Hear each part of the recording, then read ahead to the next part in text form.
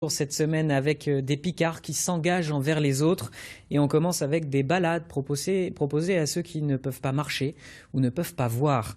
Sophie Picard avec Delphine Dubourg, Olivier Denel et Nicolas Duché. Aujourd'hui, on va aller se promener le long de l'Oise. Retrouvailles des adhérents du Fil d'Ariane, un joli nom d'association, un fil conducteur entre les voyants et les non-voyants. Le but du Fil d'Ariane, c'est d'apporter une entraide aux gens qui perdent la vue en cours d'existence. On les accueille, on les écoute, on les soutient. Le but des bénévoles, c'est aussi de donner leurs bras le temps d'une promenade.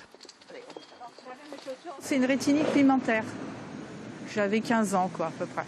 Et quand on est toute seule, l'appréhension de sortir, oui, quand même, de se cogner, de louper une marche.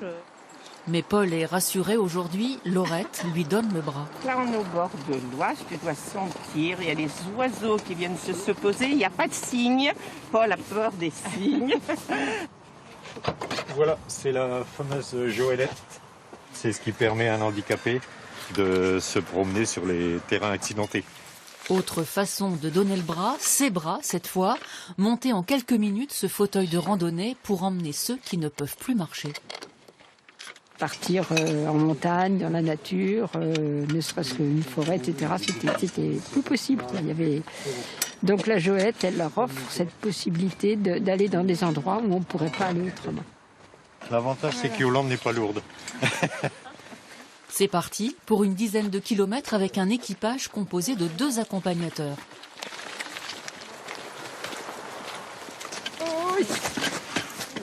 L'avantage, c'est que la rousselle passe partout. Oui, c'est physique, c'est physique.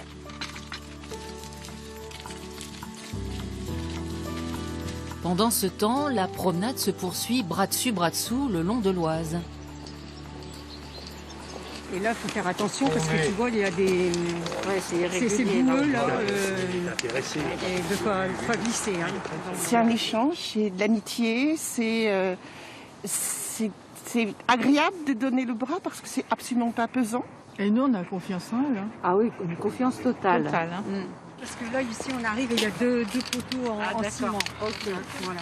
Qu'est-ce qui est le plus utile quand on ne voit pas bien ou qu'on ne voit pas, un chien ou le bras d'un bénévole? Quand je veux la marche, j'ai un pilote, mon accompagnateur, c'est souvent François. Par contre, quand je suis seul, c'est avec mon chien. Mais lui, il faut qu'il ait appris les parcours. Le Fil d'Ariane recherche des bras fraternels pour ses randonnées, mais la cécité fait peur. Peut-être qu'ils ont peur du handicap parce que quelqu'un autour d'eux a justement une légère déficience visuelle déjà, mais il y en a qui ne viennent pas, non. Handicap, évasion en cherche aussi notamment pour ces séjours d'une semaine à la montagne qui sont un défi. C'est pas surhumain. Et les groupes sont toujours équilibrés, moitié hommes, moitié femmes, autant au niveau des passagers Joëlette que des accompagnateurs. Non, il y a aussi des femmes, oui, tout à fait. Voilà. Quand vous arrivez au sommet, vous faites un bivouac, ces gens-là sont heureux. Ils nous apprennent à se rendre compte des valeurs des choses, voilà.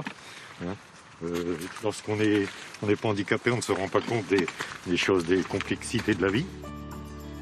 Un beau moment de partage pour les accompagnateurs comme pour les bénéficiaires, un Fil d'Ariane qui se tend à nouveau.